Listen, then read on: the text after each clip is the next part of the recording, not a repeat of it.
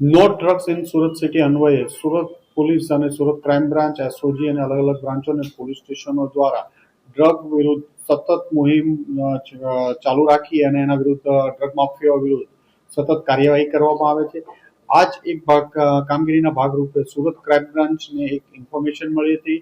17/11/2025 રોજ એક બેંકોકથી Surat air India એક્સપ્રેસની ફ્લાઇટમાં એક જાફર ખાન મોબાઈલ વાળા નામનો માણસ ફ્લાઇટમાં આવે છે અને એની પાસે હાઇબ્રિડ ગાંજો છે. આ બાતમી આધારે સુરત ક્રાઇમ બ્રાન્ચની ટીમના પોલીસ ઇન્સ્પેક્ટર SM પરમાર અને એની ટીમ દ્વારા એરપોર્ટમાં એમને પકડવામાં આવ્યા હતા અને એમની સર્ચ દરમિયાન 4 કિલો જેટલો હાઇબ્રિડ ગાંજો મળી આવ્યો હતો. આ રેડ દરમિયાન સુરત ક્રાઇમ બ્રાન્ચ ઉપરાંત Dumas police, air intelligence unit અને CISF ને પણ સાથે રાખવામાં આવ્યા હતા. એમની પાસેથી અંદાજે 1,41,00,000 જેટલો મુદ્દામાલ કબજે લેવામાં આવ્યો હતો. આ મુદ્દામાલ એને કોઈને આપવાનો હતો. એને એરપોર્ટથી બહાર નીકળ્યા પછી કોને આપવાનો છે એ બાબતે એમને જાણ કરવામાં ફોન પર આવવાની હતી. ક્રાઇમ બ્રાન્ચની ટીમે એને પકડી અને એને અરેસ્ટ કરી એના 3 દિવસના રિમાન્ડ લેવામાં આવ્યા હતા. એમની ઘણી બધી પૂછપરછ કરવામાં આવી હતી. દરમિયાનમાં ફરીથી ક્રાઇમ બ્રાન્ચને એક ઇન્ફોર્મેશન મળી કે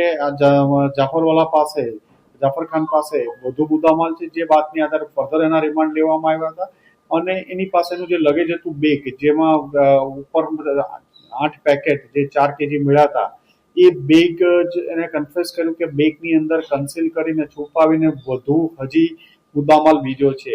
જેથી પંચો અને સરકારી પંચો વિડીયોગ્રાફી અને બધાની સાથે રાખી અને ફરીથી એકવાર બેગની સર્ચ કરવામાં આવી હતી.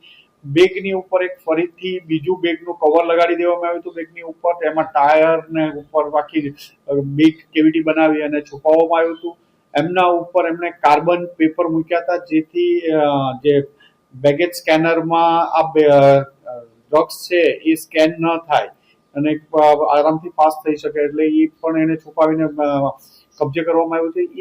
એ બંને બેગ તોડીને સર્ચ કરતા એમાંથી 4 પેકેટ મળી આવ્યા હતા, જે 4 કિલો 800 ગ્રામ એટલે અંદાજે 5 કિલો જેટલું અને જેની કિંમત 1,70,00,000 જેટલાનો મુદ્દામાલ વધુ સુરત ક્રાઇમ બ્રાન્ચ દ્વારા ધરપકડ કરવામાં આવ્યું છે.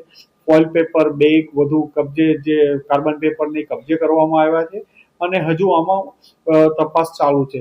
દરમિયાન ઘણી બધી પોલીસને ઇન્ફોર્મેશન આ કેસ બાબતે આગળ મળી છે, પણ હાલમાં કાર્યવાહી આ બાબતે ચાલુ છે અને આ ઇન્વેસ્ટિગેશનમાં ટોટલ 3 કરોડથી વધુનો મુદ્દામાલ કબજે કરવામાં આવ્યો છે.